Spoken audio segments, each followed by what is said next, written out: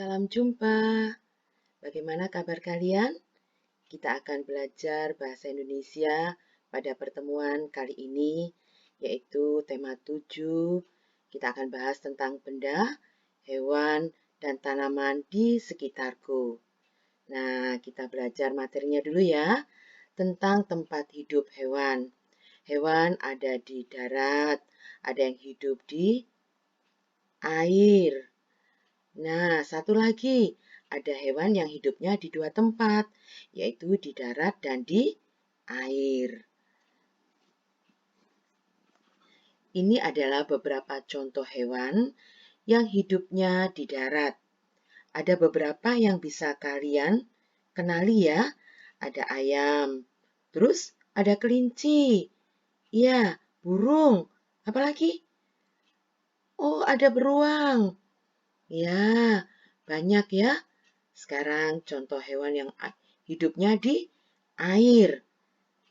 Ada penyu, ada cumi-cumi, gurita, kuda laut, ikan. Banyak loh ya. Kalian bisa sebutkan yang lainnya? Ayo, sebutkan 5 contoh benda lain yang hidupnya di air. Sekarang kita belajar binatang atau hewan yang hidupnya di dua tempat, di darat dan di air, yaitu ada singa laut, kepiting, dan satu lagi, buaya. Nih, masih ada beberapa hewan lainnya yang bisa hidup di dua tempat. Berdasarkan golongan atau sifatnya, hewan itu digolongkan menjadi hewan buas dan hewan jinak. Apa sih hewan buas itu? Apa hewan jinak itu? Kita akan belajar lebih lanjut ya. Hewan buas adalah hewan yang hidupnya di alam liar, yang memiliki sifat ganas dan berbahaya bagi manusia.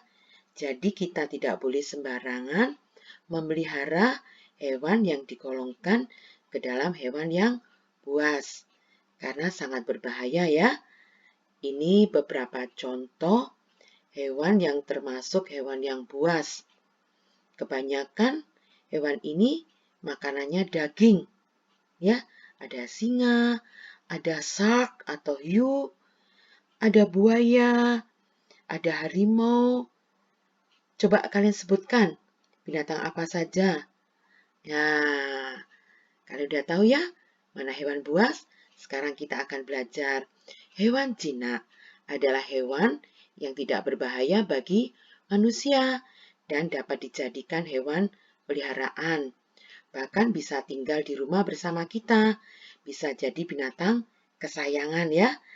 Ini adalah beberapa contoh hewan jinak yang ada di lingkungan sekitar kita, bahkan dekat dengan kita. Ada ayam, kelinci yang imut, ada burung, bahkan kita bisa memelihara ikan, kucing, anjing menjadi kesayangan kita. Sekarang tiba saatnya kita belajar kalimat, ungkapan pemberitahuan berdasarkan gambar. Ada beberapa gambar yang dari gambar itu kita bisa mengerti, yaitu pemberitahuan larangan. Dilarang membawa makanan atau